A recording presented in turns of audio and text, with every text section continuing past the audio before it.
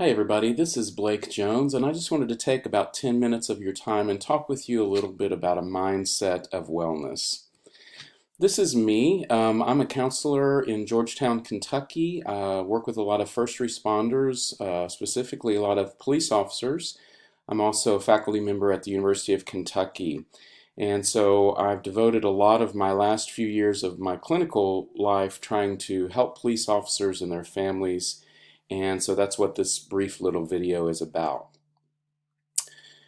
So I want to talk with you about some things to be aware of in your life as a police officer. First of all, developing kind of this us against them attitude.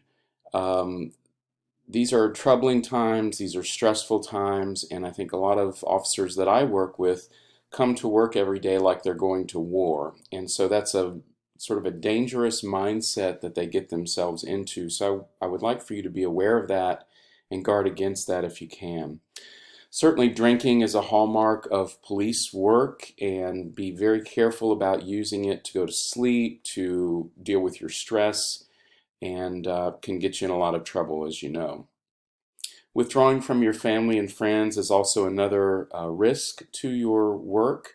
A guy named Kevin Gilmartin talks about being in a sort of a hypervigilant state while you're at work and having trouble coming down from that. And so withdrawal is common among first responders when they get home.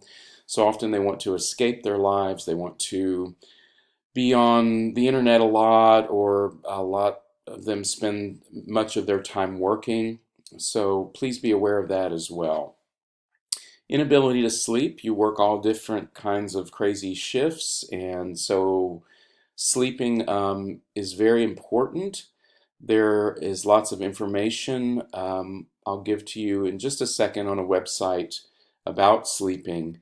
And so really focus on that and make sure that you're getting some good rest.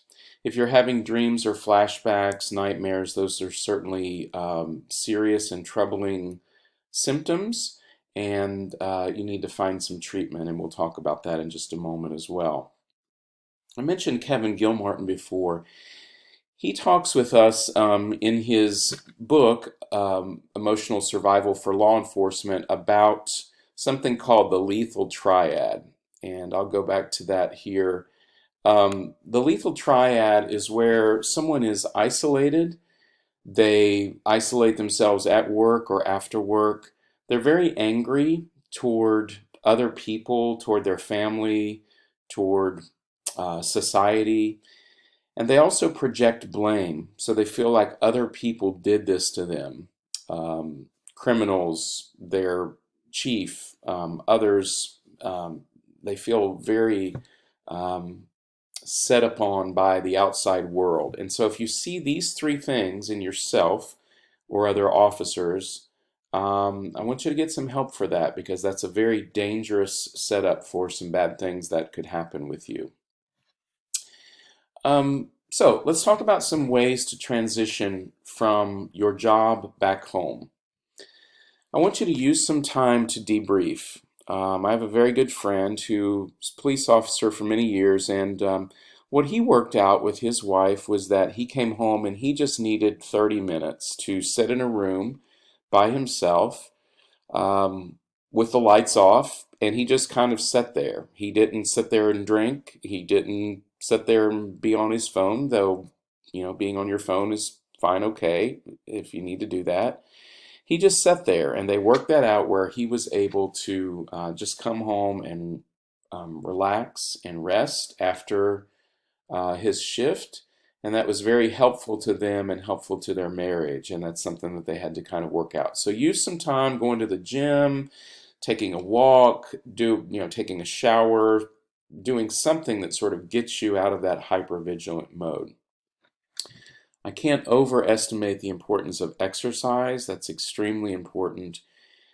So many health benefits, so many mental health benefits are there with exercise. So please have some form of exercise, and even if that's just walking, um, that's great exercise. Find some friends who are not the police or who are not first responders. I know that there's a a brotherhood and a sisterhood that goes along with being in your profession, and that's great. I really respect that. I think that's a helpful thing, but sometimes it's an isolating thing too. So try to find some friends who are not your coworkers. Develop some hobbies and outside interests. One of the things I ask officers, one of the first things I ask them when I come and see them, or they come and see me rather, is what are you other than the police? So are you a musician? Are you a coach? Are you a deacon? I mean, whatever it is in your life, what is that other than the police? So the police can't be your entire identity because police work is hard and first responder work is very difficult and stressful. So if that's all you have in your life, when those times get really bad, then you can have some bad times yourself. So try to find a hobby or some other interest that can help you with that transition. Again, if you have a spiritual life, use it. You see a lot of crazy things out on the street, and you need to make some sense of that. I talked a little bit about the buffer zone. If you have a spouse or a significant other, ask them for that when you get home. Please stay away from too much nicotine, caffeine, alcohol, or other drugs. Um, Caffeine obviously gets in the way of sleep, but it can also really interfere with other kind of processes that you need to sort of calm yourself down when you get off of work. Alcohol is the same way. It may put you to sleep for a little bit, but it doesn't, it doesn't put you into REM sleep. And obviously, there are other things that you can do to get in trouble if you drink too much. So please be careful about that. Please turn off social media and the news. A lot of officers, I look at their Facebook page, and every page they post is, something about a police officer that's been killed or some protest or riot or anti-police thing. And I really respect that can be a way for you to reach out to other people or to kind of share your opinion about what's going on. But what I found is that with police officers and really with myself and other people, if we spend too much time online, it kind of turns into this cesspool of just junk that we're just seeing all the time. Same with the news. So limit social media and the news if you can. If you're an emotional survivor, you do this. You practice time management. You don't spend a lot of time what Gilmartin calls riding the magic chair, wasting time. You take care of your personal relationships. You practice physical fitness, as we talked about. You have some financial well-being that you take care of. You don't just go out and buy things that you can't afford because you're stressed. And you have multiple roles in your body, in your life as well.